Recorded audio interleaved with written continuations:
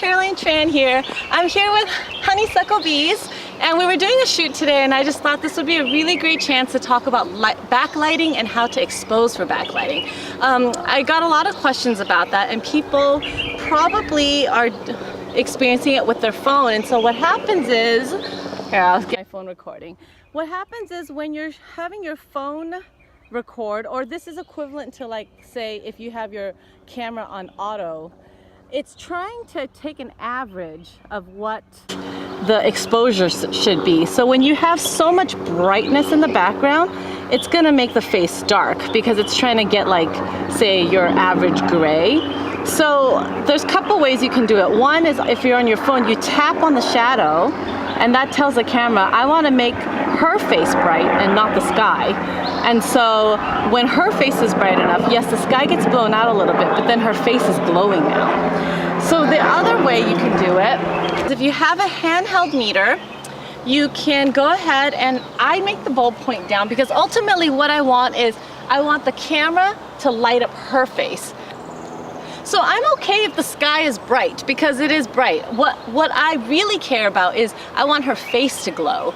And so in order to do that, I have to get the shadows in her face to be properly exposed. So what I'm doing is I'm using a handheld meter, and this bulb here represents whatever you want it to represent. So for me, I want the shadows under her eyes and under her chin to be properly exposed. So I'm gonna hold it here, and I'm gonna take a reading. So this one tells me that if I'm at ISO 200, then my shutter should be at 1/25th if I'm at f2.8.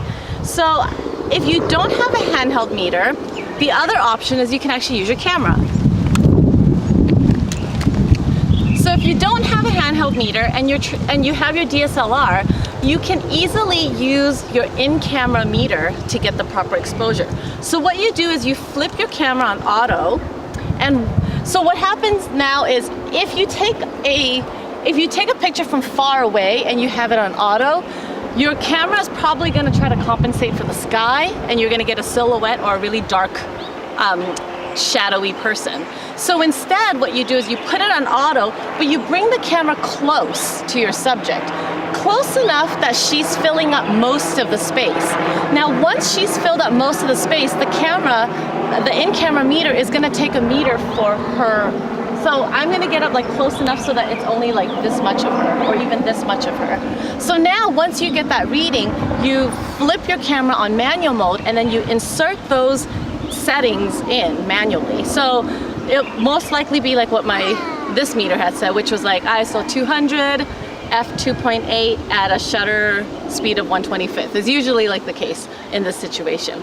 So there you have it. That's how you'll meter to make sure that you get nice glowing faces. So my challenge for you today is go out there and shoot a backlit photo. If you're doing it on your phone, then just make sure you're tapping on the dark subject's face so that the phone knows brighten up the face and not the sky.